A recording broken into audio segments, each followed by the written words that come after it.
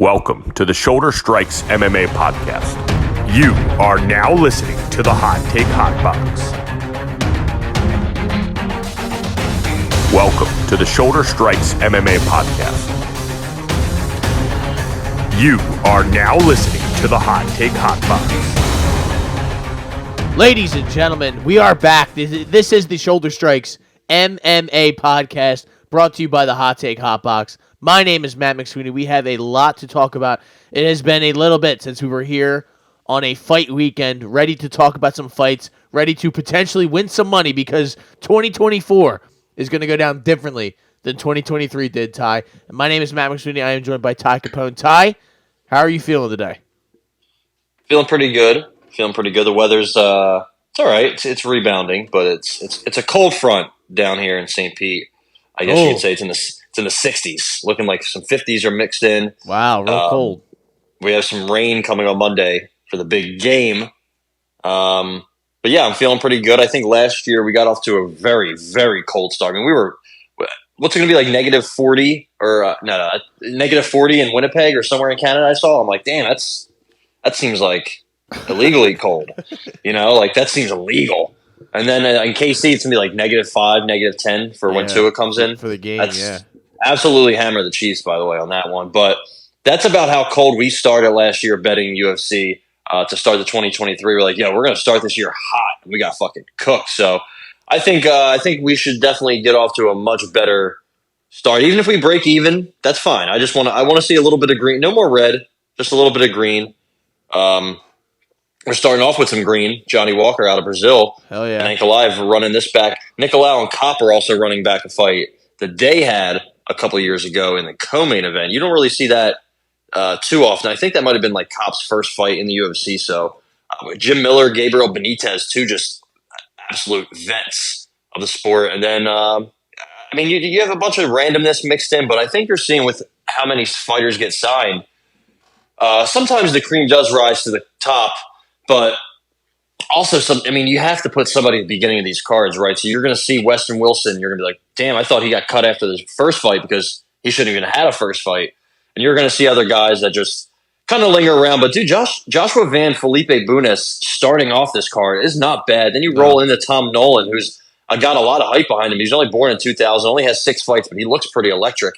Gene Silva's decent. Lapalus Basharat, Marcus McGee. These are on the prelims of a fight night that nobody really cares about or is talking about. I just think you're going to see a lot more depth on these UFC cards in 2024. Not that there wasn't in 23, but seeing McGee and some of these guys on the prelims, dude, Semmelsberger on the prelim. I know he's fallen on hard times of late, but that's kind of exciting. I don't know. There's a lot of intriguing fights, I would say. Not, big time name value, but when you are a hardcore like we are and we go through all these, we're like, wow, this actually isn't that bad. And that comes from a place where we have seen, especially towards the end of 2023, we saw some bad cards getting put out there where we would watch some really bad 10, 11, 12 fight nights where there was just like maybe one fight that you somewhat cared about. It was a tough time. But, Ty, before we get into that card, I wanted to talk about some of the fight news that has been made recently. Fights being made, fights being discussed, fights being talked about. But the number one in my brain, UFC 299, Dustin Poirier versus Benoit St. Denis. Man, 5 rounds. Rounds, co-main event. Dude, that is about as good as it gets for a card. You want to talk about, we kept hyping up 300 and talking about how, oh man, that's going to be a great card. What are they going to do? They're going to make a big splash. This is going to be incredible. It honestly turns out that it's probably not going to be that good. And that, well, I shouldn't say that good. It's not going to be as good as 299 is going to be, because 299 has some absolute bangers on there. Headlined by O'Malley and Chito Vera, Dustin Poirier, Benoit St. Denis, Curtis Blades, Jalton Almeida. Gamrot Dos Anjos. It goes on and on and on. Yeah, like all these are just there. Like this is just Gilbert Burns, Jack Della, Peter Yan, Song Yadong, like MVP, Kevin Holland. Like it's ridiculous. Michel Pereira is getting in there as well. So like that, there's no way in my mind that card itself is going to be better than 300. But I did just want to talk about how Dustin Poirier. I'm happy that he actually is getting back in there. It's a rough, took a good amount of time off after that head kick knockout, which I think was a good thing to do. But I got to say, Ty, maybe he may have made a mistake getting in there with Benoit. But I guess this is going to be a pretty good fight. This is a huge test for Benoit St. Denis. Yeah, this is talk about one of your favorite fighters against one of your least favorite fighters. I was actually shocked to see that Benoit was the betting favorite to open up. Now, by the time we get there, who knows? It could be minus 250 for Dustin. But coming off of that head kick, I'll be very interested to see how he looks. What is he? Isn't he 35? Right, he's up there in age. So let's see. I think he just turned 34. Just turned 34, January 9th. Oh, he turns 35 in a week. Oh, okay, that's right. So there's that age, 35, creeping up, just like Volk and a couple others we're going to look forward to this year that are starting to get up there in age. Yeah, it's going to be interesting, man. I mean, the head kick was what? It was only a couple months ago, but I guess it'll be about 6-7 months before he fights Benoit. So it gives him enough time. It's not too quick of a rebound. And, I mean, he's getting somebody that he probably looks at and he probably thinks like, oh, you know what, he's young. He's 28, right? He's me and you, our age. He doesn't have that much experience. He hasn't really been tested. He hasn't really been pushed. I mean, how many times has he went past the second round in his career? Just once, or just twice. So he probably thinks that he can teach him a vet lesson. Maybe he can. Honestly, I was again surprised to see that Dustin was not the opening favorite. I feel like I kind of want to stay away because it's a very volatile matchup. I think Dustin's boxing is very good. Obviously, I think he can piece up Benoit on the feet. Benoit gets hit a lot. He gets pieced up by guys, that are not even ranked. Yeah. So it's definitely a possibility, but he's also improving every fight. I know Dustin's not a slouch on the ground, but Benoit has this explosiveness and just different. He has this X factor that I don't think Dustin has, and Dustin can be hit. How many times did Conor sneak some shots in the fights that he lost to Dustin? There was time. I mean, somebody just did I forget who it was, did a whole thread about it, and there's a lot of shots that before Dustin was kicking Conor's leg, he was sneaking in there. So the explosiveness and the one-punch knockout ability, the absolute storm that is brought upon you out of nowhere from BSD is definitely something I'm going to look forward to. Also, the kicking game, also, just the way he starts fights. He comes out of the gate, he's throwing kicks. Yeah, absolute chaos off the rip. Not to say Dustin won't be ready or won't be prepared. He's smart. He's. I mean, look at some of the guys he's fought. Yeah, Conor multiple times, Gaethje, Chandler, Oliveira. The last 1, 2, 3, 4 of his opponents are Hall of Famers. 5, 6, 7 of his last 8 even. Like he's fought all different styles, all different kinds of guys. This is just a much different opponent that he's never faced. Maybe he runs through him, maybe he doesn't. I don't know. I have no idea. Honestly, I might go Benoit, and I think I have to. Me and you both have to. Yeah.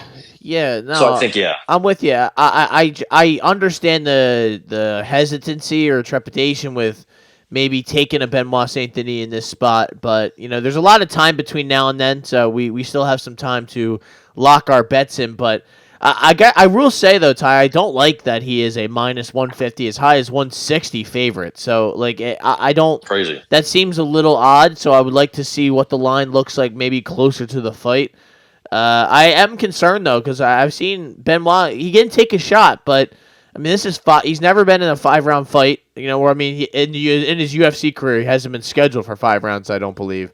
So this is another adjustment. This is going to be a big time card, a big spot for him to be in. Can he handle that pressure of fighting a UFC legend in Dustin Poirier? I don't know. That's a factor that plays into this. Is Dustin going to fall off a cliff? I mean, it's hard to come back from getting knocked out like that.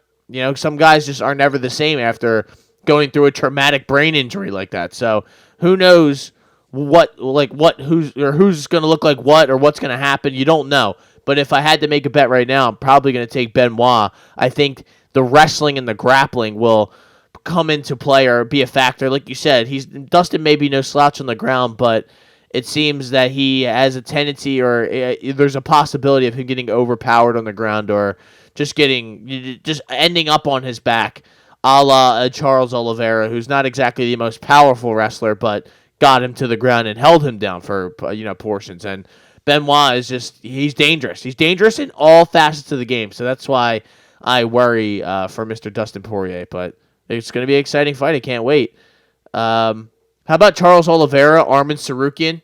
That's, I believe, not even the co-main. I think it's just on UFC 300. They didn't say that there's going to be a couple title fights added. We'll talk about, they got Yan and Zhang Weili on that fight, or on that card. It's going to be I think the first ever Chinese versus Chinese championship fight, I believe is what Dana White said. So it's pretty crazy. But yeah, with the Oliveira and Tsarukyan fight, this was a little. I mean, not shocking. I guess it's a good fight to make, but this is another one where Tsarukyan's a minus 180 favorite against Charles Oliveira. That's shocking even more shocking. That's way more shocking, I would say. The other one, I guess I will. I did like Arman's last win a lot. Yeah. But I don't know. I think this is we saw what Charles did to Beneil. So I don't know. That is really that's really risky. But I guess Charles is 34. He just turned 34. Arman's surging as of late. It's pretty much what have you done for me lately? Yeah. And I guess predicting the future, projecting how they will improve, and I think Arman is going to keep making improvements. I think Islam has already said that he wants to fight the winner of this fight at the end of the year, and then whoever. I think he said he wants to fight Gaethje too, though. No, I think so, but I think it's like Gaethje in June, Tsarukyan Oliveira winner in November, February 2025 versus anybody, 2025 versus he said anybody. Oh, well, Tsarukyan thinks he's fighting him in the summer. I saw a quote today that was like, Gaethje's going to have to wait. And I'm like, well, that's crazy. There's going to be a little bit of issues here. That's crazy when you still have yet to fight Charles Oliveira, who has like the most finishes in UFC history. So I don't want to get too far ahead of myself, and I don't want Arman to get ahead of himself. I mean, he's been calling for that Makhachev rematch pretty much since the first fight happened. So just a little, let's slow down a little bit. I 100% agree with you and your kind of confusion about the opening odds. But again, opening odds, we'll see what happens. Yeah. I think a lot of people, including myself, would definitely fancy a bet on Charles Oliveira, especially inside the distance. I mean, we've seen Arman have some kind of, limitations. Rocked. He's only 5'7". He's been rocked a couple times. The Gamrot win, or the Gamrot loss, I should say, wasn't great. Like if you're scouting or thinking about putting a bet on Oliveira, that's something you look at. The Alvarez one was fine, but even the Joaquin Silva fight, which was very recently, that was what, in the summer, right? In June or something. Think so, yeah. So we saw him do the chicken dance in that fight. Like, imagine what happens if Charles Oliveira just comes forward right out the gate with his Muay Thai. I mean, I don't know, man. I think I would favor Oliveira there heavily. The problem is Tsarukyan has shown that he has some finishing power and finishing ability, and now he is starting to really just level up. And we've seen Oliveira all throughout his career. At the very beginning of his career, he used to just quit. So his durability is not great. Again, he's only getting older. But, man, I think I would probably favor him at least in a closely lined fight. But I guess we'll see. Yeah, I think if I was making the line myself, it would be like a Tsarukyan minus 130, 135. So it's not that big of a difference. But I look at some of these, like FanDuel has 180 on here. That just seems too hefty for me. So that would be right away. Scream! I'm betting Oliveira, even if I don't, have 100% faith. It's just a better number, and I think you're getting good odds on it. So I think that's just the way to go. But yeah, I think that's pretty much everything that I wanted to get out of the fight news. I don't think there's been really anything else. I mean, there was a whole announcement of a bunch of fights. We talked about that last time, the Prohashka and all the Marvin Vettori, Brennan Allen. What do you think about that? I think it's a matchup of two similar skilled guys. I'd probably take Vettori in that one if I had to make a pick. I just think Brendan Allen's whole game is just going to the ground, and I think he's going to have a tough time going to the ground against Vettori. And Vettori has had a lot of experience against kickboxers and strikers and stuff like that. So I don't know. What are you cracking up I gotta send you this tweet. So Walter Walker, he's getting a fight. Oh, Boom, let's we're back, go, baby. April 6th, he will be fighting Lucas Brzeski. But, dude, you got to see the picture they used for – it looks like he has no neck or something. Like, I just sent you the tweet. Big Marcel tweeted it. Walter Walker looks – I mean, dude, he looks – it looks like he literally has no neck. Or maybe it's hidden, but – and then the background's black. It's so odd of a fight. But at least we're getting his debut against Brzeski, a guy he can definitely beat. There's a couple other fights. Raul Rosas, you see it? Yeah, what the fuck? It looks crazy. But so obviously we're excited for that. Yeah, we're excited. Do the chicken dance at some point. Yeah, he might not even get time to do the chicken dance. He might just go to sleep. So Raul Rosas is getting Ricky Turcios, easy win there. I mean, Jesus Christ. Joel Alvarez, Ludovic Klein, that should be a banger. Chris Weidman. I mean, this is just sad news, but Bruno Silva, Chris Weidman in Atlantic City. I hope you're there. Hopefully I'm there. Hopefully we're both there. I looked up the StubHub. I don't think they're even on sale yet, but I saw the StubHub. Probably $5,000. They were $240 to get into the building. I said, okay, I will be I'm watching it somewhere else. Yeah, that's crazy, man. How much did you pay? Do you remember for your ticket in Jersey when Gaethje was the main event against Barboza? I remember how much I paid, and I was in a suite. Well, not in, but I guess in a suite. I don't even really remember because I don't think he told me the actual price because he knew I wouldn't go. So I think it was like it had to be $200 at least. Yeah, mine was around, I want to say, somewhere in the $150 to $250 range. Yeah, the fact that you can't even get into the building at that price anywhere is crazy because I remember I was pretty close. So. I don't know if we'll be there. I don't know if we'll be there anymore. I don't know if I will not be there no matter what. I will be home no matter what. But I think that the time of going to fights might be over. I don't know if we can pull this off anymore. The Miami one I saw is like $600 just to get in. That's the thing, man. Very, very top. Listen, been to a few of them. You've been to a few of them. They're great. They're a great time. They're not that much of a great time. You know, like no. You honestly, and I mean this from the bottom of my heart, I have almost as much fun watching them at home than I do going to the event. You get a much better experience. When the fight's over, you can get up and go do something. You know, you can go get a beer, go partake in whatever, things you like to do. However you get through these fight nights, ladies and gentlemen. I don't judge, but you can go do them as opposed to you can't really smoke a blunt in the stands, no, right? I mean, I guess you could maybe, but not really though. Yeah, there's no ashtray. Not after you paid $600 to get in. You're a little worried that things might absolutely might get ejected with your head going out the door. I'm with you. So yeah, there's a couple fights made. That was those were a couple of them. I don't know if we have any more just ones to know. I'm gonna look. What do you think about Charalampis Gregorio and Toshiami Kazama? I don't have any thoughts. I have none at all. So, this is the one. This is the one I want to tell you. Carlos Olberg, Mr. Sexy, gets Dominic Reyes. That's also an AC. Dude, Dominic Reyes and Chris Weidman on the same card in AC. Is that two funerals? What do you think? It has to be. Well, honestly, that being an AC makes me want to go just to see that happen. I would like to pay my respects in person to Dom Reyes. I would love to see Dom Reyes shock the world, though. I feel horrible for that guy because he has fallen on tough times, but. And he arguably, I would say no, but arguably beat John Jones. So, and ever since then, it's just been all bad news. Yeah, his brother came back from a 15-year hiatus to get absolutely shelled. That was sad. Tough break for Alex. That was the easiest bet I've ever made in my life. Yeah. Take me back so I could have mortgaged a bunch of properties on Alex Reyes getting put out cold. But also a fellow named Robelis Despagne or Despain from Cuba. His nickname is the Big Boy. 6'7" with an 87-inch reach. I think the longest ever in UFC history. All of his fights, or his last three fights, so his first fight went 4:54 in the first, right? Not sure what happened there. His next three went a combined 19 seconds. Yeah. Against the guys who were combined 1-0. So I'm not really sure what we got. I mean, going from literally everybody he fought in his career, 4 fights, has been 0-0, except for the last guy who was 1-0. He's a scary gentleman, man. Now, he is very scary. He's also fighting Josh Parmesan. That's who he's getting in his debut. They're like, we couldn't get Parker Porter. We got to call Josh Parisian. So I guess there's nobody really better to fight. I mean, Josh Parisian got dominated by Jamal Pogues. So, he's all-time bad. I guess the only person worse than him is Benoit, who I don't think's in the UFC anymore, or your boy Roki. So, yeah, that guy's going to be scary. Seeing him in the cage is going to be like, I don't know, it's going to be terrifying. So hopefully he can prove something. He can show something. He's 35, right? Not young, but at heavyweight, I guess it doesn't matter.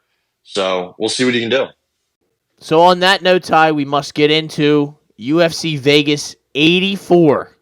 84, that's right. We've done 84 of these Apex cards, I believe. I don't know if that's even an accurate number from them, but that's what they're saying it is. So that's what, you know what? Whatever you guys say is good with me.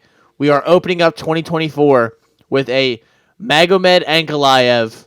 That's right, Johnny Walker main event. Johnny Walker, Magomed Ankalaev 2. It does not include the fight that happened after their last fight in the cage. Ty was calling this Ankalaev Walker 3, but they are not. The UFC is not officially recognizing that fight that Dana White had to get into the cage and break up. They are doing this officially. Johnny Walker says he's going to be robotic in there, and he is going to try and basically just assault Magomed Ankalaev and take him out with controlled aggression and things of that nature. And Magomed Ankalaev, that's right, he's not said much. You know, he doesn't have much to say other than the fact that he's probably going to fuck Johnny Walker up. And you would, if you call him a liar, and then I dare you to say it to his face. So, Magomed Ankalaev is a minus 550, as high as 590 favorite to Johnny Walker's plus 410, plus 390. I'm wondering, what were the odds for the last one? It seems like they've gone up big time since the last time. It was, around the 300, 260 to 300 range. Now it's, ballooned up to about like 400, 500. So I'm wondering what happened in the last. I mean, I did the 2 minutes or 3 minutes that the fight lasted. Did that really convince people that this was going to be so much different? I don't know. I don't like anything here, to be honest. I mean, I like Ankalaev. He probably should get him out of there, but Johnny Walker is too volatile, and I don't know if there's going to be a number here that I'm going to feel comfortable betting with anything. Ankalaev inside the distance is minus 250. Decisions plus 450. Maybe you could go like KO, which is minus 225, or a submission, which is plus 700, but I mean, what are the chances of that? Because I don't think Mr. Ankalaev fancies himself a submission artist. So I don't, he's got one submission in his entire career. So, Ty, tell me, other than maybe like a private life bet on Johnny Walker, what could you take here?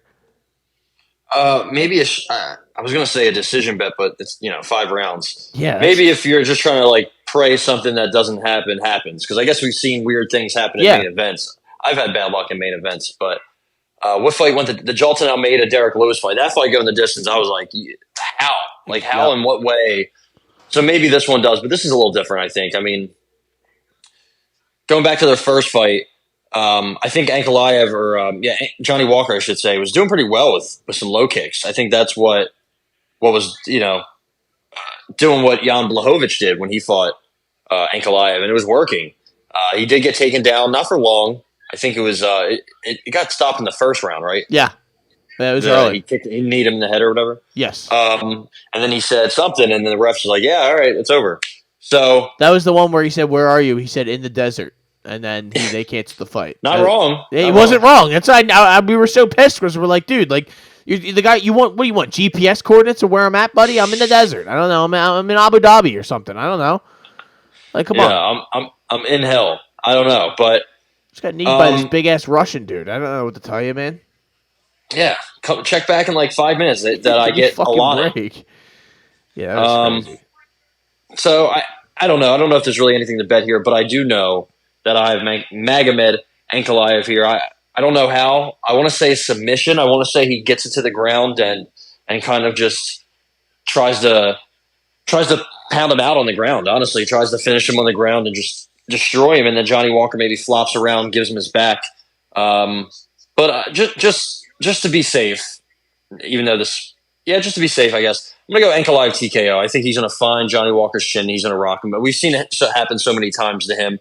He has improved, he is getting better, but I don't think that's really gonna matter. I don't think your chin ever gets better. It just kind of You can either take a punch or you can. He just can't. His durability is a huge concern.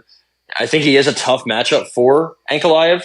I think he's always going to give Ankalaev some trouble, especially with those kicks, but that athleticism. But the only thing with Ankalaev, he just doesn't use his tools as much as he can. I think is low volume. Sometimes doesn't go for takedowns. So you're left wondering, how elite is he, or how good elite can he be?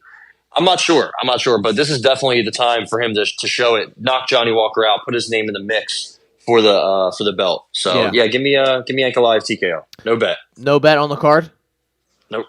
All right. I like that, though. Minus 190. It's not a horrible number if you're going to bet something here. You have 5 rounds for a knockout, then I could take that. But I am with you, though. You know what? I am going to take that. I'm going to take Ankalaev minus 190 on the card. I'm trying to turn over a new leaf this year.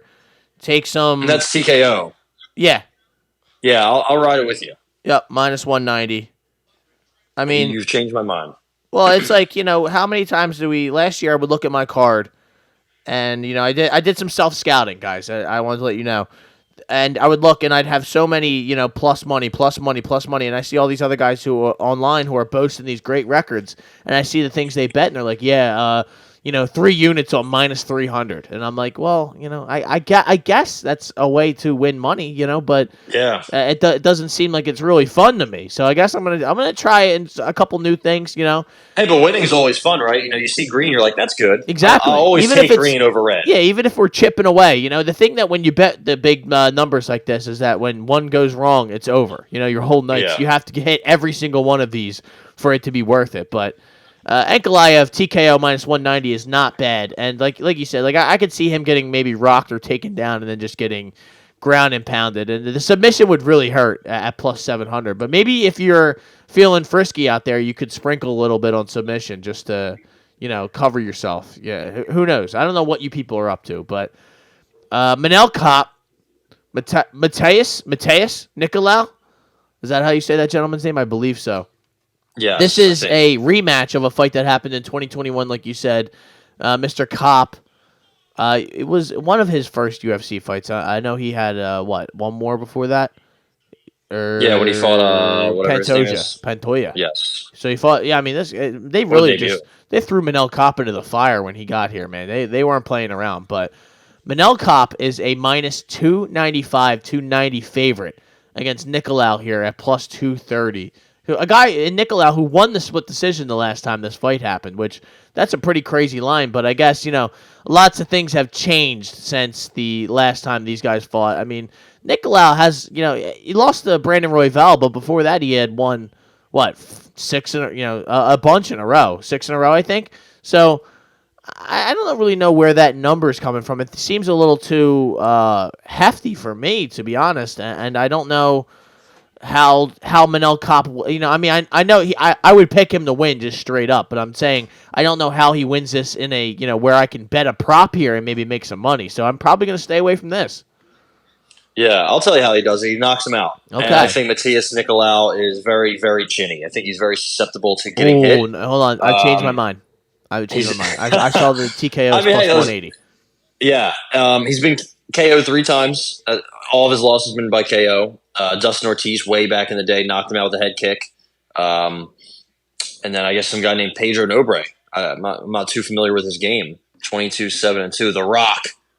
Yeah. That's not Dwayne The Rock Johnson, right? It could be. Okay. But, and they all happened in the first round. And I think when he fought, the first time when he fought Manel Kopp, that fight kind of sucked ass. I remember the first round being absolutely boring. It was getting booed. Nicolau got a couple takedowns, but nothing really crazy. I think he tried to take his back, or he did take his back. And then it was just, nothing really happened. Kopp was still getting used to, not fighting with shoes on. Yeah. The referee having earpieces, this whole extravagant thing that was completely different than fighting in the UFC, different rules, different kinds of corruption. So I got him here. I think he's been rolling lately. I know it's just 2 decisions, but it's 4 wins total. Great flying knee, 2 first-round finishes, and then 2 good decisions. So, yeah, I mean, he probably thought he won that first fight. He's a little delusional. Not the smartest guy, well, Kopp.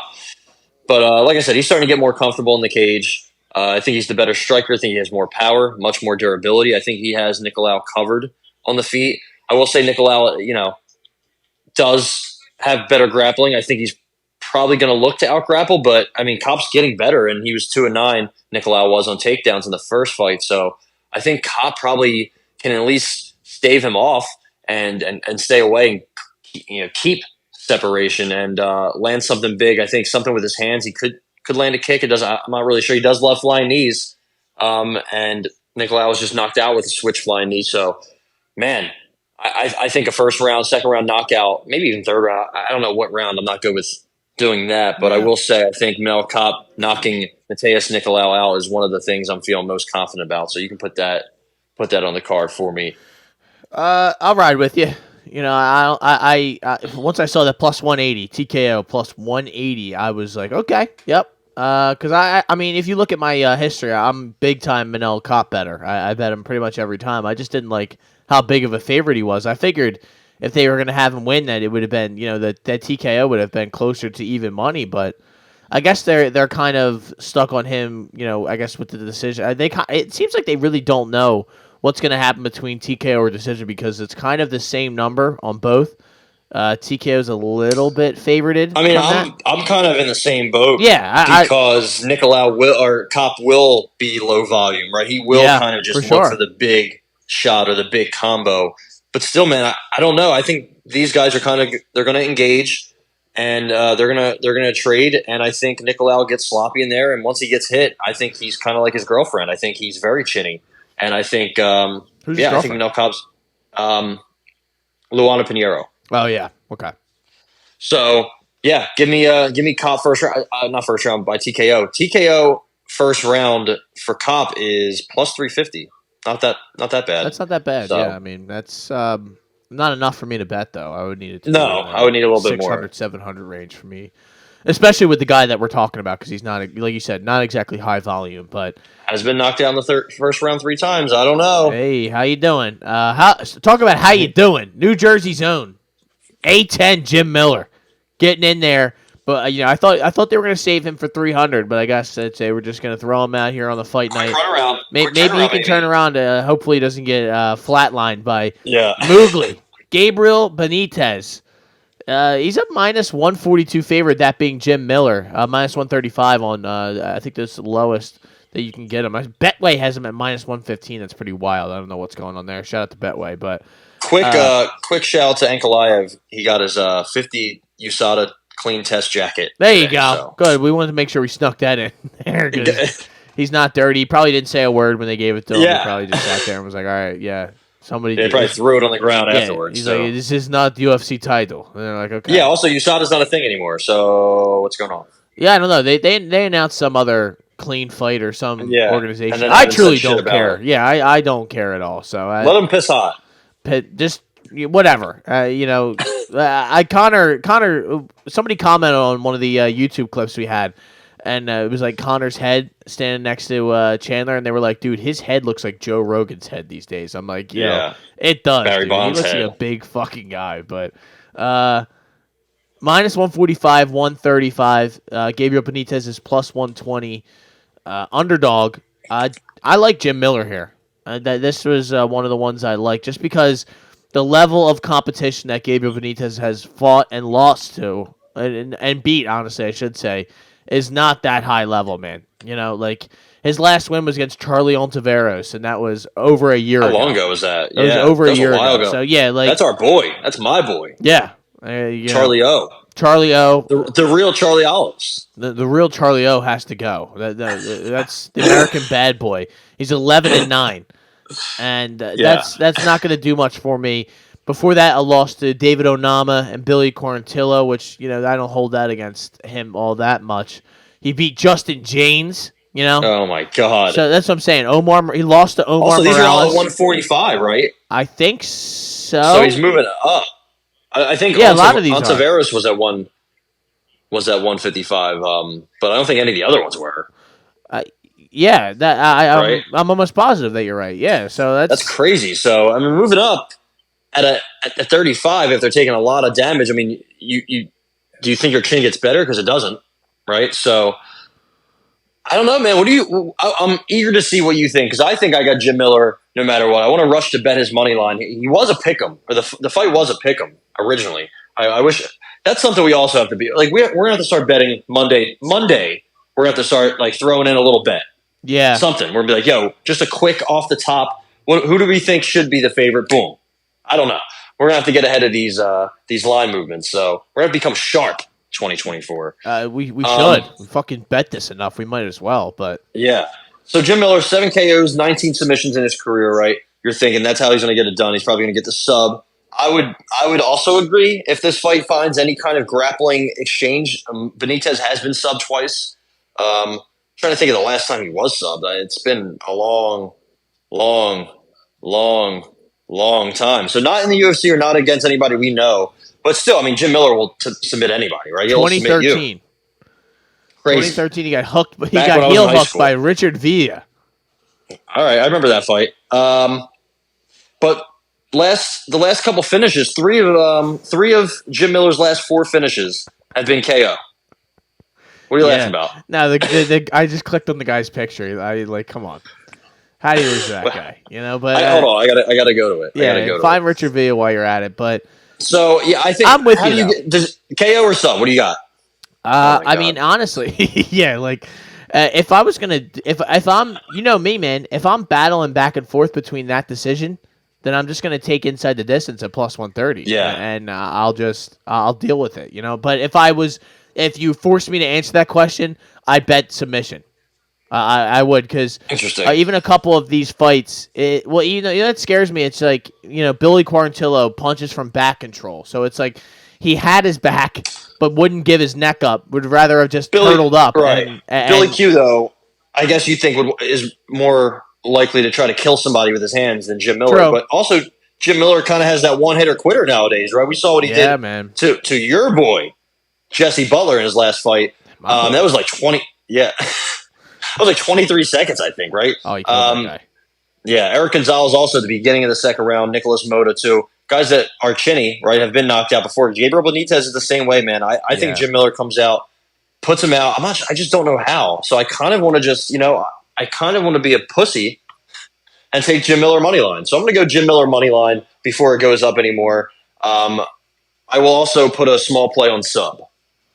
Okay, so that's off the books. A little submission bet. A little off the book action, yeah. I think I'm going to take a little sub, maybe, put in a prop bet parlay. Hopefully DraftKings can come down to Florida maybe in 2024. Probably not, but maybe I'll have to contact you to talk to your guy down the street. Yeah, talk to my guy, Frankie FanDuel. We'll see what he's got cooked up. But I got Jim Miller inside the distance plus 130. You have Jim Miller money line minus 115. That's the lowest you could get, and that's pretty good. Shout out to Betway. I like that. Let's go Betway. Betway's got some bad odds on here, so we're gonna try and take advantage of that. But everybody sign up. Yeah, everyone sign up now. I don't even know. I don't think I have that, but I might have to this weekend. How about Ricky Simone, the boy? When's the last time he's been out there? It feels like not that long ago, right? Oh, I guess almost a year. Last April. He got knocked out by Song Yadong in the 5th round. Yeah, I do recall that. That was a main event. Yeah, that's pretty. That's probably why we don't recall it, because we were just checked out of that card. He's fighting Mario Bautista. This is a great fight. It truly is. Mario Bautista's he's got 5 in a row wins. I don't think who's ranked here. Is it Simone who's ranked, or is anybody ranked? I feel like Ricky should be ranked. If not, these are two guys who are like on the cusp. If they're not ranked in the top 15, then they're in the top 20. Like they are right outside that top 15. Odds wise, though, I gotta pull that up. We got minus 185 for Ricky Simone to a Number 13, plus 155. Ricky. Nice to Mario Bautista. This tie right off instinct. When I saw this line, I thought, I'm going to bet, even when I saw this fight before I saw the line, actually, I thought, I'm going to bet the underdog. Whoever this is, I'm probably going to bet the underdog. And I'm shocked that it's this much of an underdog. Is it just, do they believe that Ricky's just going to kind of overpower him in the wrestling department? Yeah, I think Mario Bautista's takedown defense being, 56%. Yeah. Not great. I think he's got good knees, good boxing, but sometimes I think I think he might even be a step behind Ricky Simone. Ricky Simone has sneaky hand power, very explosive and quick, good athlete. But it's really about the wrestling jiu-jitsu combination here with Ricky Simone. Yeah, I think he's going to be able to take him down, maybe finish him, but I'm not sure. I think this is going to be a dogfight. I think it probably goes the distance. I'm not sure how Mario is going to get this win or what he needs to do or where he needs to take this, but either way, I think it's going to be close, right? I think it's going to be very, very close. Maybe he steals a round. I don't know if he can steal 2 rounds, though. That's the problem. Maybe he looks to knock out Ricky Simone and try to put it on him with his hands and striking, because Ricky has been knocked out twice. Remember, Uriah Faber set him out bad. Yeah. I don't think anybody saw that coming. Also, maybe he let him do it, right? Maybe it was a sneaky play that we didn't know. Maybe he had money on it, right? Maybe, yeah. Who knows? But yeah, I think Ricky gets it done here. He was on a 5-fight heater right before he lost to Song Yadong. Remember, he exposed Jack Shore, beat Sun Sal with a nice, I think it was an uppercut. Gaetano Perello, my cousin, beat him with an arm triangle. Went to a split with Ray Borg, but again, that was 2020. I think he's gotten a lot better. He's 31 in the prime of his career now. Mario Bautista, he's 30. So yeah, I mean, this is 2 forces colliding. I think 2 guys really at the top of their game, at the peak of their game. They both have some good wins, some good finishes that just happened recently. Remember, Mario got finished by Trevin Jones. He's bounced back very well since that happened. So yeah, I think I don't think I have anything, because I don't know I can't really predict Ricky at all. You know, sometimes he gets pieced up with the hands and then he starts throwing the hands. So yeah, I'm not sure. I think the Song Yadong fight, I think he was just kind of outside of his elements. Song Yadong is different, man. He's a lot different, and he still hasn't even peaked yet. So yeah, give me Ricky Simone to win. I would like to take his money line if that's a thing, but I think I'm probably going to stay away from that. Maybe I would parlay it with somebody else, maybe like with an Ankalaev or a Cop, somebody if you're confident in, or maybe like Waldo Cortez Acosta, somebody deep down on the card, just to add a little bit to the money line. But yeah, I don't have any official play. I do. I am going to take Ricky Simone decision plus 145. I'm with you on it being close. That's where I just look at like Damon Blackshear. He fought Mario Bautista last time out, and it was a unanimous decision loss for Mr. Blackshear. But if you remember correctly, that was the week that he fought, I think, like back-to-back weeks, and that was like his second fight, and he had easy success taking him down early in that fight. So that's why I was like, you know, he put up numbers on Bautista. Yeah, if you give a Ricky Simone, who I would say is a more, probably a better wrestler, just strictly wrestler, then I think he's going to have success taking him down. And even if Bautista is able to get up, I think Simone's going to win enough minutes of this fight to secure the decision. So he almost gets 6 takedowns per 15 minutes, Ricky Simone. So yeah, it's crazy volume, crazy chain wrestling. Yeah, I'm with you 100%. I worry that it might get finished, but you know, what are you going to do? You can't be crying over spilled milk, as some people would say. How about Phil? I would cry over spilled milk. I would too. I never understood that saying. Why it's gone. The milk's gone. Why can't I cry for a little bit and then just move on with my day? But Phil Hall's Bruno Ferreira, the Hulk. That's right, ladies and gentlemen. He is back after getting just eliminated, eviscerated off the planet by Nurselton Roosboy. They both were. That's our boy. We can't wait to see him back, dude, man. I doesn't he have a fight? I thought he had one, but then it got canceled or something. He had visa issues or something along those lines. Yeah. Well, it happens, But I thought he lived here. I thought he trained in Philly, but I don't know. Yeah, maybe so did I. Maybe he was hopping back for a second. He was supposed to fight Kaio. Oh, that's right. That would have been sick. No, I would took Kaio. I love Kaio.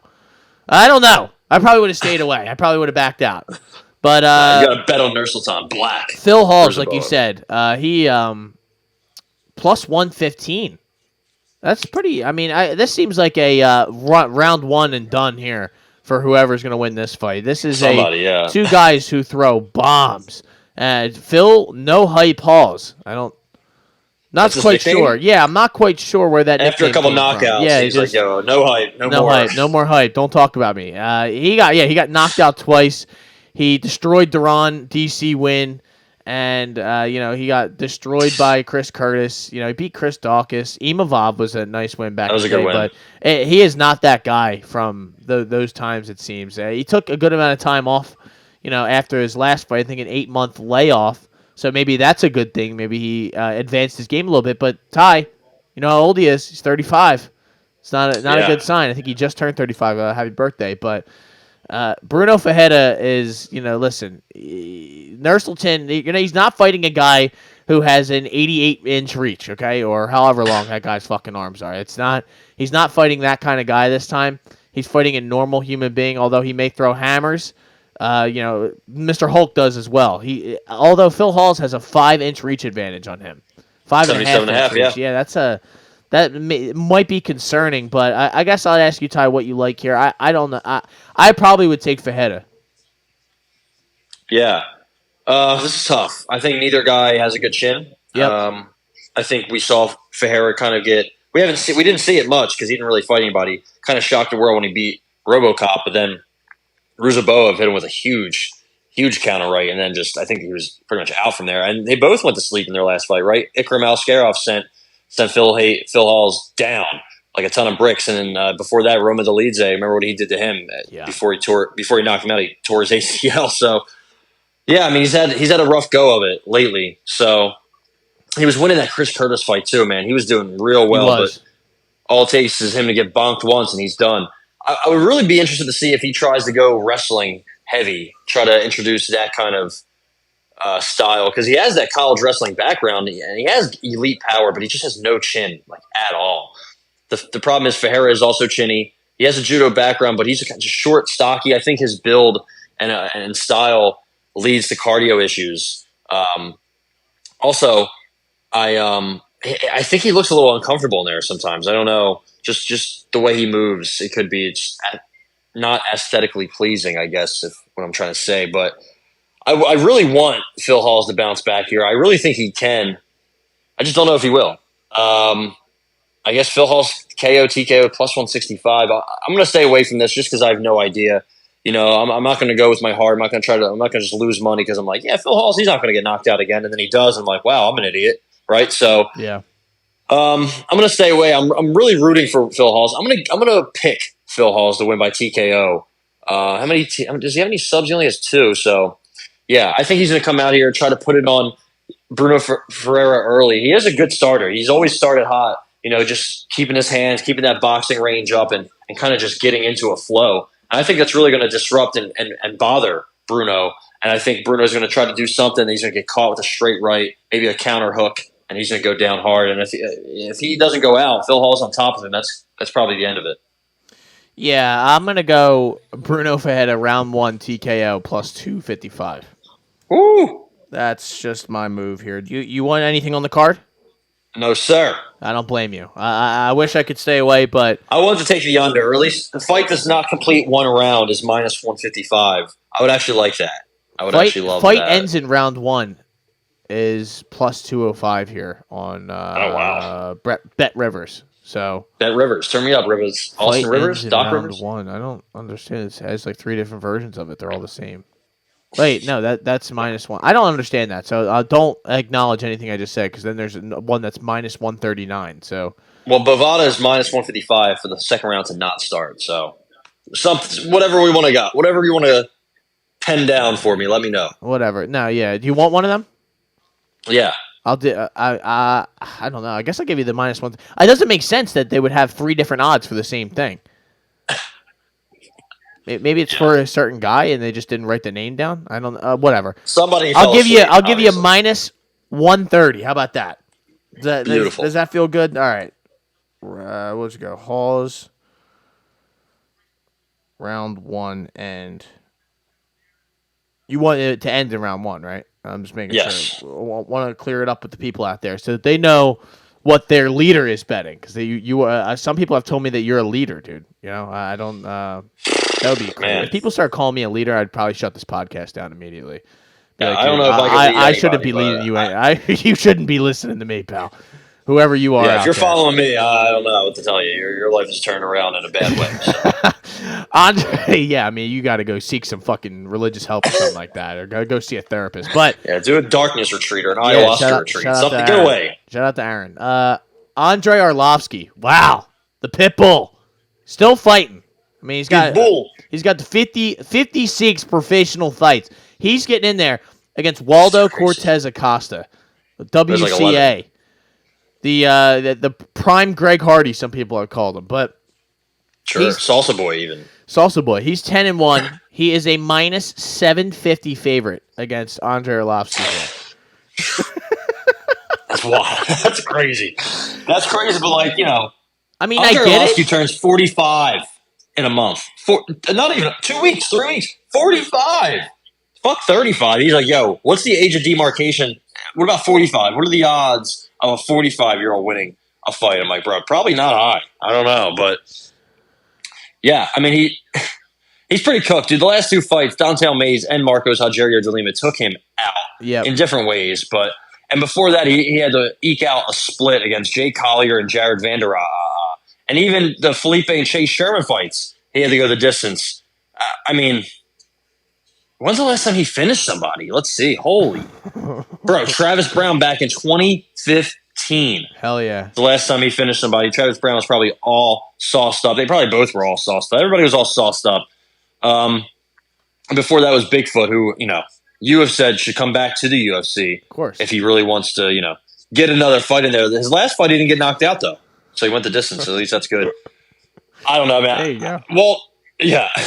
I think Waldo smokes him, but, like, is there any kind of line that you could even take? You're like, well, let's see what Waldo in the first round is. TKO first round is plus 215. Yeah. That's what I'm taking. What about like TKO in general is like minus 167, 175. So I mean that's not horrible if you were gonna maybe throw that in a parlay of some sort. But I'm just gonna stay away. We've seen some weirdness from WCA, right? He doesn't like low kicks. He is tough. I will say he's very tough. He has good cardio. He just doesn't chuck leg kicks like at all. He doesn't want to. But I don't think Andre Arlovsky throws them. So I just think Arlovsky had this like boxing, cardio, move around mobility style. That was like his game. He doesn't have any of those things anymore. They're all gone. You don't have anything left, Thanos. All your stones are gone. So I don't know what he's going to do here, right? He's just cooked. It's all cooked for Mr. AA against WCA. Yeah, give me Waldo to finish him sometime. I don't know about the first because sometimes Waldo will just bounce around, but it should be the first. Yeah, I'm going to take it. I can't let it pass by. This is a moment in history that I want to be on the right side of. So I am going to take that. How about? I believe is Matthew Semmelsberger the next fight? Semi the Jedi. Hell yeah. Matthew Semmelsberger, Preston Parsons. Wow. How about it, man? The pressure. Preston Parsons. The pressure. That's terrible. Come on. At least be like, He got fucking hosed in that Trevin Giles fight. No, he did. Yes, he did. Yes, he did. I'm pretty sure I had Preston Parsons in that fight, and he got. Or no, I bet you did. I think I had Trevin Giles, and I thought we lost, but then gave Trevin Giles the win. Trevin Giles outstruck him. That's all we need to see, right? Move on. Come on. That was. Listen. Just move on, man. Let it go. HTHB paid off the refs. So judges. Here's the thing with this one. Semmelsberger's minus 125, 130. I mean, if really if on face value, Semmelsberger should be a bigger favorite than that. Like, if Semmelsberger was the guy that we thought he should be or that he was trustworthy in any way, shape, or form, then yeah. But, I mean, is there... Can you trust Semmelsberger at this point? I mean, he is a guy who gets into wars. He gets knocked out. What should I bet here? I want to bet Semmelsberger. I think if it's available, you should bet Matthew Semmelsberger to land a knockdown, right? He does that in all of his fights. The only fight he hasn't landed a knockdown was Chaos Williams and AJ Fletcher. Somehow, I don't know how he did knock AJ Fletcher down, but knocked down Wells twice, Matthews 3 times. And he lost to Wells, and he lost to Uros Medic after he knocked him down. So I have no idea what to expect in this fight. I guess Preston Parsons is just going to try and take him down. I mean, he's got 9 submissions on his record for his 10 wins, and he's never knocked anybody out. Yeah, so Semmelsberger's takedown defense, I don't like at all. I mean, I remember he fought, what's his name? I think it was, who was it? He knocked him down and then got taken down right after. I think it might have been Jeremiah Wells or Jake Matthews. It was one of them. It wasn't Medic, even though Medic also took him down, which Alaskan FC guys taking down UFC fighters like ungodly. But so that worries me a lot. Semmelsberger on his back, and then Parsons on the feet, right? Whoever gets their game off. Chandler Parsons is not very good on his feet. No, he coincidentally is not either. But yeah, either is Johnny Parsons. But Preston Parsons, actually Johnny Parsons is good on his feet. Pretty good, Preston Parsons, his striking defense is it's not good at all. I think he has like a lot of heart, a lot of effort, but he just like kind of plods forward a lot. He also cardio dumps with like that aggressive style of wrestling he uses. Like he'll aggressively come forward too. We saw that in the Evan Elder fight, even though Evan Elder was just up a weight class, just up against it really. And Parsons has been dropped before many times and doesn't really deal well with adversity. So I think Semmelsberger is going to get it done. I just have a lot of questions. Man. Yeah, he needs a win badly. I think this is a bounce back spot for him. Again, he doesn't really, he knocks guys down and then he blows his chance, right? He gets taken down easily sometimes. His takedown defense, 50%, not great. But I guess Preston Parsons' takedown accuracy is only 33 in the UFC. Not great either, but yeah, I'm going to go with the bigger guy, the longer guy, the more natural. 170, even possibly a tweener between welterweight and middleweight. I'm going to take Semmelsberger. I think the power he has is legit. I think he's not scared to mix it up. Maybe Parsons tries to engage with him a little bit, try to strike with him, go to war maybe. That's not smart. That's not smart at all. So I'm going to guess that Semmelsberger gets it done inside of the distance. I guess I could see a decision, if he loses a round where he just gets sat on the whole time and gets taken down the whole time. I guess that's always something to consider with him, but I'm going to take Semmelsberger money line, minus 125. I think he's going to get it done. I think he's going to win at least 2 rounds. Maybe he gets a knockout. Maybe he doesn't. Either way, I feel pretty confident him getting 2. I don't think Parsons is a great round winner, even though he does have that wrestling game that could be an X factor in this fight. I still don't think that he's great with it. I don't think he's got good cardio. I don't think if this fight, what happens if he really has to win this 3rd round? I don't think he comes out here and wins it. I think Semmelsberger does. Give me Semmelsberger to win this fight. Semmelsberger minus 125 money line here. I'm going to take Semmelsberger TKO plus 165. I think Preston Parsons is just going to get hit. He's going to continually get hit. And even if he maybe gets close and gets a takedown, I think Semmelsberger knows what is coming for him in this fight. This isn't like a late replacement or anything like that, right? Like he's probably been preparing to stop the takedown and knows exactly what kind of game Preston Parsons is going to try and employ. So I'm going to go Mr. Semmelsberger, and I am going to feel pretty good about it. So Marcus McGee and Gaston Bolaños. Is that how you say that gentleman's name? Bolaños. Bolaños. Yeah, whatever. The Dream Killer versus the Maniac. So there's a lot going on here. A lot of the people love Mr. McGee here. I saw a lot of shit on Twitter, but minus 250, 230 to Gaston's plus 190 plus 210 on some of these websites. This man's fighting out of Dublin, California, not to be confused with Dublin, Ireland. That's the Dream Killer, Mr. Gaston. So, what's the last time we saw him? Aaron Phillips. Oh boy. Yeah, he fought that. He fought bum ass Aaron Phillips, and he won, but I think he got taken down, which is kind of crazy because a lot of people are like, "Yeah, Marcus McGee, he doesn't have a wrestling game, but he's working on it." And last fight, he got a submission right over was it Journey Newsom? He knocked him out or knocked him down, and then tapped him out. Yeah, or was that was his first fight. And then he fought JP Bays. I remember you had a mega whale play on JP Bays to get a comeback dub. No. That didn't happen. Cash, yeah. When Bolaños fought Phillips, got taken down multiple times. Almost got subbed too. I think he got his back taken. Yeah, he got insta-mounted. As soon as he got taken down the one time, he got insta-mounted, gave up his back, but he got out of it. So I guess that's good. I think Bolaños is just a one-dimensional power puncher. I didn't think his debut was anything crazy against just not a good fighter. He has that systematic kickboxing background, not like Alex Pereira's seek and destroy kickboxing style. Also, Bolaños, when he fought in Bellator, I didn't think he was anything good at all. I didn't think he was going to get to the UFC. He lost to Solo Hatley Jr. That guy stinks, man. He is like 10-8 now. He is not good. He got finished by Daniel Carey, who is also not good. 7-7. Scary Daniel, scary Carey. He submitted him in the first round. So, like, I could see McGee even submitting him. And again, he's somebody who's been pretty much a boxer. That's his style. He trains at the MMA lab with those guys out in Phoenix. They've been talking about him for a couple years now. I love his hands. Going back to the regional scene, his hands are great. And his one loss, he did get choked out by a guy named Rafael do Nascimento, who seems pretty good. I mean, his ground game is pretty legit. He just lost in LFA, but he also just won a bounce back fight in LFA. So he could be in the UFC next. You never know. And even in that fight, I thought he was doing pretty well, but just went against a black belt when he wasn't ready. Now I think he's ready, man. He's a little older. I wish he was a couple years younger, but 33, still in his prime, I think. And yeah, I think he gets it done here. He's a junkyard dog. He's got that great southpaw boxing. Pretty good left kick. He likes to go high with it. Likes to go low. So check right hook is one of his go-tos also. Yeah, I think Marcus McGee gets it done here. I'm trying to look at some odds. I don't know. I think 230 isn't bad if you want to parlay him with something. I don't see any odds for this fight.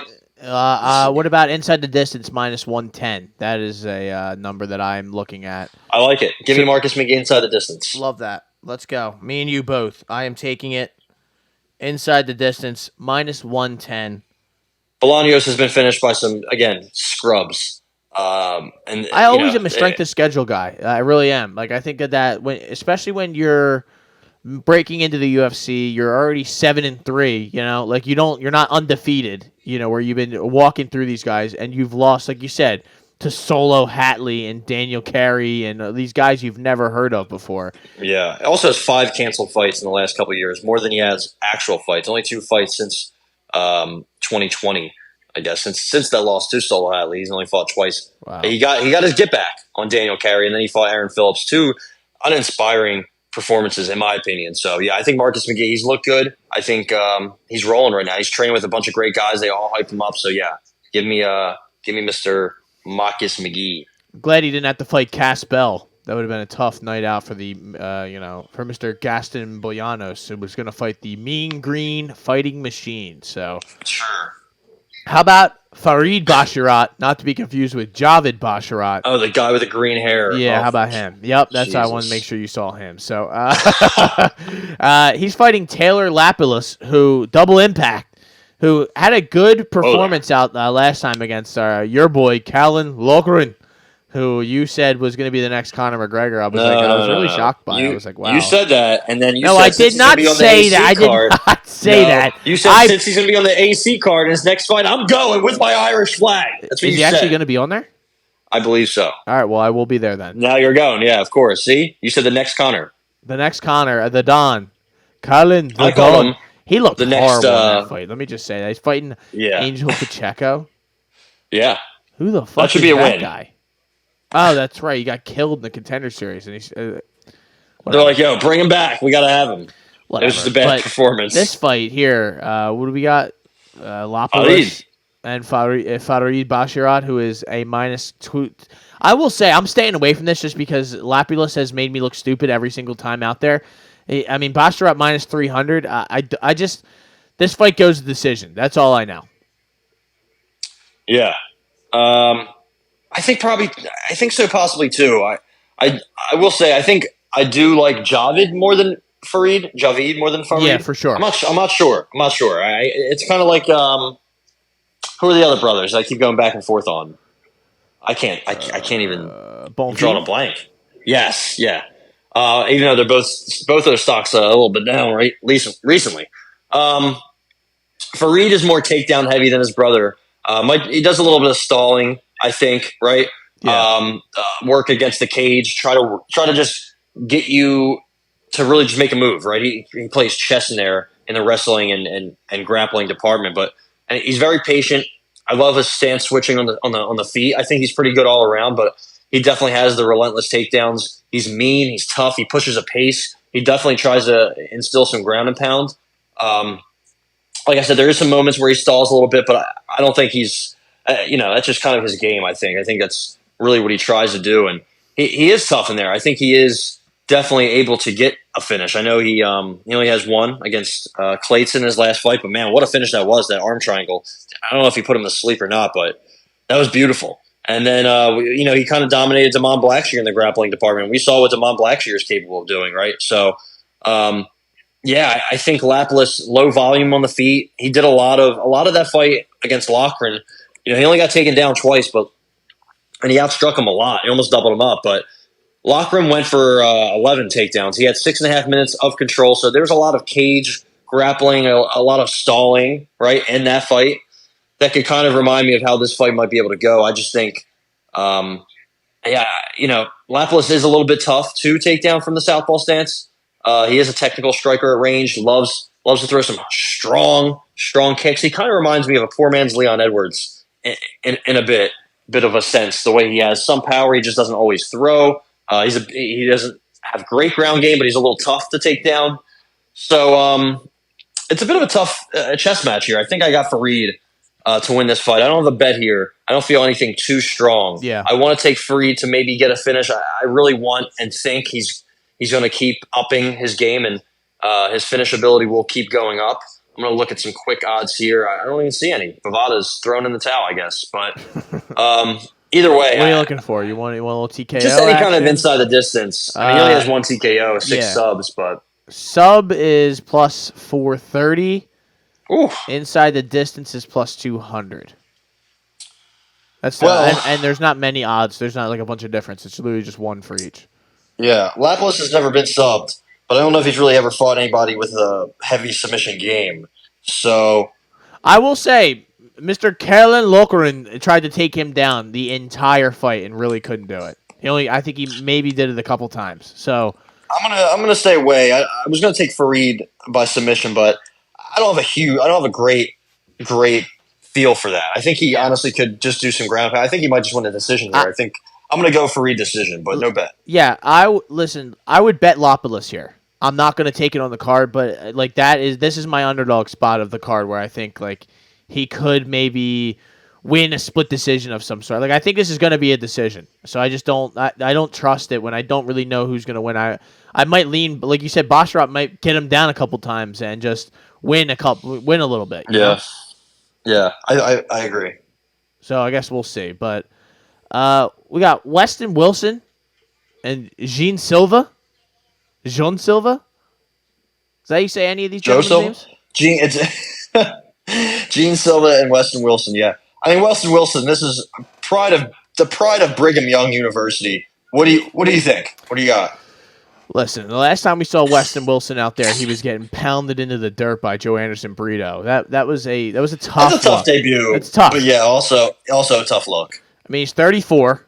That's not a good sign when you're kind of just breaking into the scene. But listen, Lord Assassin. I don't know much about him either, other than him winning a Contender Series fight. So yeah, the fight against Kevin Vallejos, who I believe I bet on.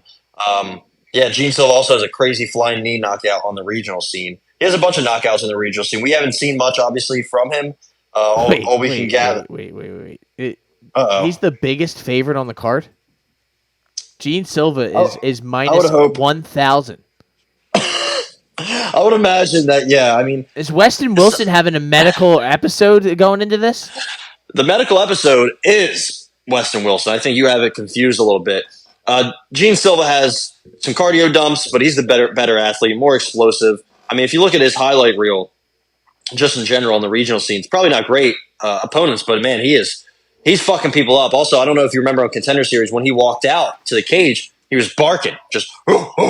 Yes, so, I do remember that. A little terrifying, a little scary. Weston Wilson's just, he's just there to have fun, right? He's just there to get paid and get out of there. So, and also, Weston Wilson, the only reason he's in the UFC is because who's his, he's the sparring dummy for a Wonder Boy, right? He's the guy that everybody kicks his ass. I think some 6-year-olds were in there beating him up a little bit. So, the UFC just needed a warm body to get in there against Brito. I don't think he's UFC caliber. I think he's just a mid-30s regional grinder. His fights don't go very long, whether he wins or whether he loses. Yeah. He has that soft karate style, which is awkward, and he can make some things work on the ground. I think he can awkward his way into wins. I guess if that makes sense. He has 11 subs, 5 KOs, even though he's a karate guy. But dude, 0-3 in LFA, 0-1 in the UFC. He won a Bellator fight, but he was losing fights at XMMA. Teruto Ishihara, who's completely cooked. beat him and finished him. So yeah, I don't think there's much.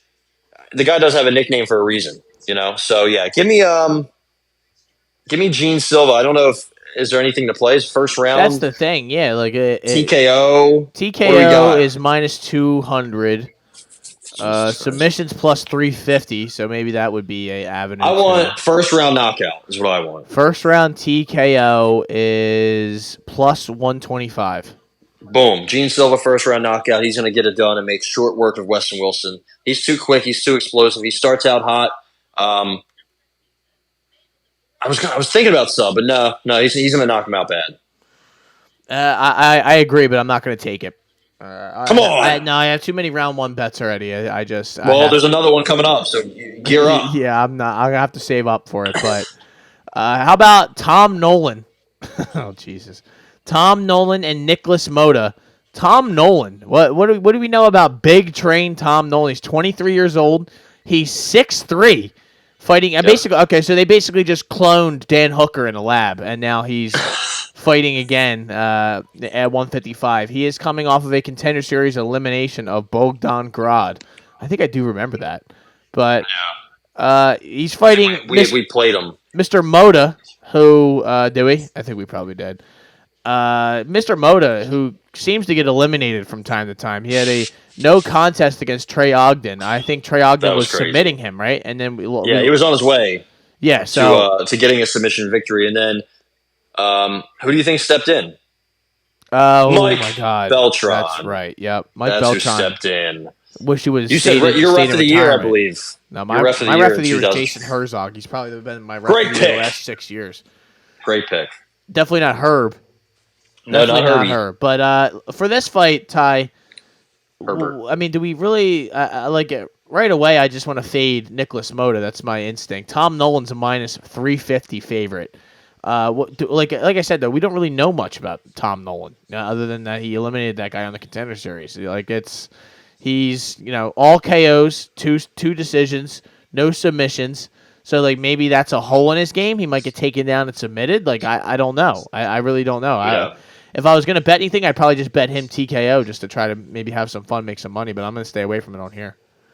Yeah, Tom Nolan's coming to bang. That's all I know. He's coming to bang hard. He kind of has like a Jalen Turner archetype, is what he kind of reminds me of. Actually, reminds me of Carlos Condit. Also, he's only 23, very strong in the clinch. He's active, kicks, knees. He's always throwing something. I love that. He doesn't really let you rest, doesn't let you breathe, doesn't let you reset. He likes to throw off his back. I think that's interesting. Throwing elbows off his back. That's right up Carlos Condit's alley. So, and being 6'3" at 155, nobody's that hardly ever happens. Nicholas Mota is very short for the division. So, I mean, he has power. Nicholas Mota has a nice, elite right hand, but he's very experienced. But the problem I have with him is closing distance. He's very, very, very bad at that. He just comes in, with his chin high and ready to get chin checked, and he's been chin checked a lot, and he hasn't passed that check. So, I mean, his only win in the UFC was what? Cameron Van Camp, your boy, and then Joseph Lowry on the Contender Series. So, not related to Kyle Lowry, right? Not related to Kyle Lowry, the Philly boy. No. Bad. Yeah, I think Tom Nolan gets it done. What's KO looking for Tom Nolan? And then tell me first round. -180, 190. First round TKO. So I don't understand where it went. I'm having some trouble. It disappeared. It's gone. It disappeared. But I don't know what happened to it. All right, I'll have to pull it back up. But pull it back. But either way, we're gonna have a unofficial number at least because I don't know if Bet Rivers, Bet John Rivers, Bet Austin Rivers is I don't think that's up. I got you. So plus 104. Boom. Not like even that? 105. They want. Yeah, I like it. All right. Well, I'll round you up. Round me. Give me a rounder. That sounds sexual, but yeah, I'm gonna give you a rounder at round 1, TKO plus 105. I'm not gonna take it. I can't. I'll probably parlay the TKO itself with something else and then just keep it moving. But all right. Well, I got Tom Noli, and now we round it out. I'll give you another rounder here. Joshua Van, Felipe Brunis. There's no R in there. No R. Brunis. Filipino. He's getting in there against Joshua Van. Josh Van is a favorite. Yes, minus 250 favorite to Felipe's plus 210. Minus 275, plus 210. I love Joshua Van. I'll keep saying that. I love his game. Love the way he fights. He did his very best to try and get Zhamagulov out of there. He Almost did his very best to get Borjas out of there. He beat some guy named Cleveland McLean, which is a crazy ass name. Sounds like a Cars character. I guess I wonder how he gets this done. That would be the only thing that would stop me from betting him in this. Mr. Filipino has never been TKO'd, so I guess that's a little bit worrisome. He has a couple submission losses, but he loses a lot of decisions. So maybe Josh. I hate doing that because Josh Van bangs and he tries to go for the KO the whole time. But what do we have here? Van TKOs plus 180, can get it as high as 210. You can get decision at plus 230, so it's kind of like right down the middle right there. I think I'm going to bet 210 TKO Van. Interesting. Now, did you see Felipe Buna's Tapology picture? I'm not sure what he's wearing on his head. I was wondering that too. But yeah, who knows? He is a little bit older. He cut someone's bra and just put the top of it on his head. I don't know. We're probably insulting his he might culture, have. He might have. No, this is kind of interesting. I mean, Van, remember, he was supposed to fight Borjas on Contender Series, and then he ended up replacing Bunas, who was supposed to fight Zalgas, and then Van ended up fighting Borjas anyway. Yeah. And now he fights Bunas. So a little shuffling of the deck there. I love Joshua Van just like you do. Good cardio, good striking all around. He's super young and inexperienced, but he still shows the ability to fight with these guys who have been like Zalgas isn't great, right? I don't even know if he's in the UFC anymore, but he's hung around there with pretty good fighters. He's been around for a while. He's got a lot of experience, and he fought really well against Zalgas, and he even had him doing the dance late in that fight. So he's keeping up this volume. I think he attempted 287 strikes against Zalgas. Then he attempted 300 against Kevin Borjas. Wasn't able to get either of them out of there. But dude, he's 23. Like the fact that he's throwing that volume, it's almost more impressive than if he was just knocking these guys out flat in the first round with only 10 strikes landed. The fact that he's putting up this volume is tough. And also flyweights, you see less finishes, you see less knockouts. So and he was getting hit in that fight and kept he was durable. He's a dog. He's a dog. I believe he is from Myanmar, right? I think so. So, tough motherfuckers out there always. In that part of the country for sure. So he's a dog. And Bunas, I don't know. There's not that much about him, I guess. 8 of his 13 wins, he's won by sub, right? So he's a submission grappler. He's also lost a couple. Lost to UCR Formiga by sub. I think it's because his wrestling, right? He doesn't have good wrestling. One of those guys who has good jiu-jitsu, but just doesn't have good wrestling. Yeah.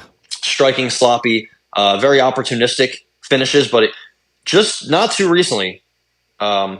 He went to or very recently, I guess I should say, not too long ago, he went to a split decision with a fella named Oscar Cruz. Right? Is that his name? Huascar Cruz, who is 13-9 in LFA. Huascar Cruz is now 13-11. La Avispa, who is 40 years old. That's very worrisome. Yeah. Anytime you see guys go to split with an older, just frankly, mid or bum regional fighter, it's not good. It's not good at all. He was supposed to fight Dennis Bondar. Probably should have gotten that fight. This, I don't know. Van has a couple submissions. I don't know if that's going to be what he leans on. Now he does have a couple takedowns. When he fought Borjas, he got taken down by Zalgas. So maybe that's just not what he does. Maybe he did it on the regional scene. I don't know if he does it here. I think he's going to win this fight. I just don't know how exactly. Yeah. I don't have a good or great grasp on Joshua Van's finishing style, how he likes to get it done yet, because we haven't seen it.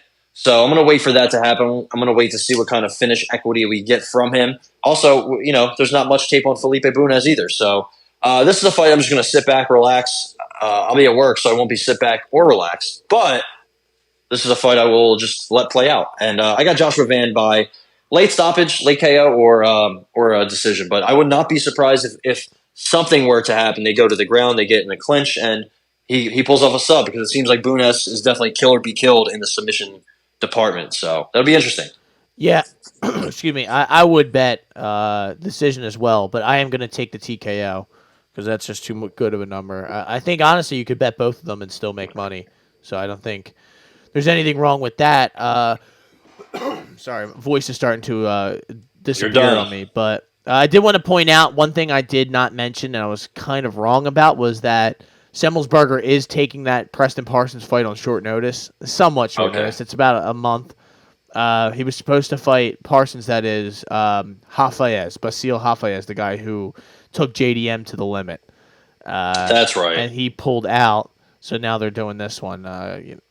And also, Gabriel Santos was supposed to fight Weston Wilson, and he pulled out. So, Moscatino. Yeah. So there you go. That's the UFC Vegas 84, ladies and gentlemen.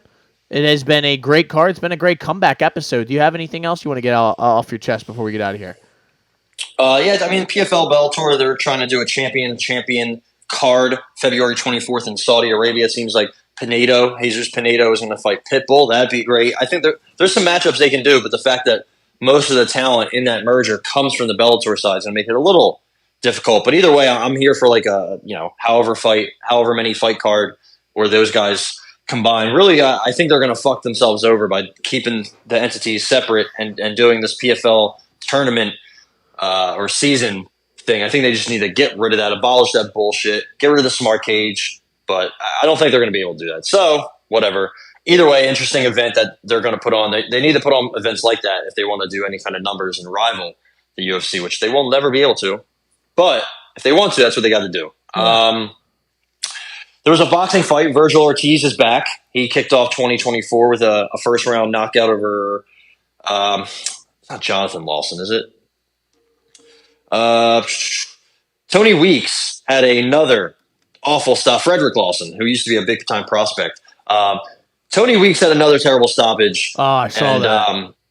Yeah, he wasn't – I mean, the guy Lawson, I don't think – he had a couple – he didn't have much left. He was probably done in the first or the second, but Virgil Ortiz is back, planting his flag at 154, calling out Tim Tszyu. I would love to see that. Maybe not now, maybe a year from now. Virgil Ortiz, big time prospect who just frankly hasn't been active, honestly, and kind of has been mismanaged. But he's 25 years old. He has a couple gold medals under his belt. He beat Maurice Hooker, and then it seemed like after that he just wasn't fighting much. I think he fought Mean Machine. The guy from Lithuania, who I can't even say his name, Mr. Kavaliauskas. Whew, that was tough. And yeah, he only has one fight in the last 2 years, so it'd be nice to get him back. But Tony Weeks with another terrible stoppage. I mean, he can't do fights anymore. He used to be the best ref ever, and he kind of did what Herb Dean did. So he had a fight. Obviously, remember when Ismael Barroso fought Rolly Romero, and he just stopped the fight for no reason when Rolly Romero was losing that fight. Ismael Barroso came back recently, I think last week actually, and redeemed himself. Got a first-round knockout over O'Hara Davies in another fight he was the underdog in. So good for him. Good for him. He's like 40, allegedly. And this is huge. He should fight Ryan Garcia next, but they're definitely not going to do that. But Tony Weeks did the David Morrell, Idos Urbaselli, I believe his name is. Let's see. Urbaselli. It was Urbaselli. Yeah, I think it was Urbaselli. Anyway, he did that fight, and David Morrell beat Mr. Urbaselli into a coma. So that's tough. I think ever since that fight happened, Tony Weeks has really had a tough time. He's stopping fights too early after he let a fight go on too long. That's exactly what happened to Herb Dean. Also, Urbaselli wants to fight again this year, which is, I mean, if there's anybody around him that even cares about him in the slightest, you do not let him go back in the ring. He's 32. He was just put in a coma. So, can't imagine that's good. But maybe either way, to walk away. Maybe just live a normal life in Kazakhstan. How about that? But stuff there. It is, yeah. But walk away. Also, Tony Weeks was on Facebook claiming that Frederick Lawson failed a couple tests that snuck past the Vegas Commission. I don't know how that happens. And he also deleted the Facebook post. It's not. I don't know. Even if that's true, him saying, I was looking out for the fighter's health. No, you don't stop the fight early just because you think the guy should be in there. Like that's not how that works. Also, I have a hard time believing that the Las Vegas Athletic Commission, Nevada State Athletic Commission, would let a couple failed tests just go by. They're not the best in the world, but they're probably the best commission easily, especially if you look at all these other ones. There's no way they're letting guys come into a fight with brain damage or brain bleeding or anything like that happen. So Tony Weeks, once the best ref ever in boxing, is probably one of the worst now. And I would not ever let my fighter fight if he was in the fight, if he was reffing the fight, I should say. So, yeah, it sucks. It sucks. I mean, what are you going to do? But as you get older, fights happen. You let this guy go in a coma, which probably wasn't. It was his fault. I was going to say it wasn't, but it was his fault for letting that fight go to the 11th. That's what happens, I guess. Now he has PTSD, unfortunately. Well, there you go. On that note, we are going to get out of here, ladies and gentlemen. There might be a fight. There might be some fights this weekend. There might be some boxing this weekend. I didn't have it pulled up, but yeah, Artur Beterbiev getting in there this Saturday with Callum Smith. That should actually be a pretty good fight. I think Beterbiev, if he wins this one, he's probably going to look at everybody's going to be saying it. Riyadh Sism, baby. Artur Beterbiev, Dimitri Bivol. Let's get it done, dude. That's Dimitri nice. Beterbiev is getting old. I mean, he already is old. So, this fight's getting a little oversaturated. We don't have to do this anymore. It's light heavyweight. Throw them in there. Let them kill each other. Let them bang, baby. So, I don't know if there's anything else on that card. It's in Quebec City, Canada. So that'll be, I think, on ESPN. I think that's going to be on ESPN. So that's going to be fun to watch. 10 p.m. this Saturday. That's about all we have. But the rest of this month, decent boxing fights. But I think we're going to have a nice little summer. I'm looking forward to it. It's the beginning of a new start. It is the beginning of new chances to make money. It is the beginning of a new year, and it is the beginning of the 2024 season for the Shoulder Strikes MMA podcast with some boxing, brought to you by the Hot Take Hot Box. My name is Matt McSweeney. I'm Ty Capone, and as always, keep your hands up, stay out of those DMs.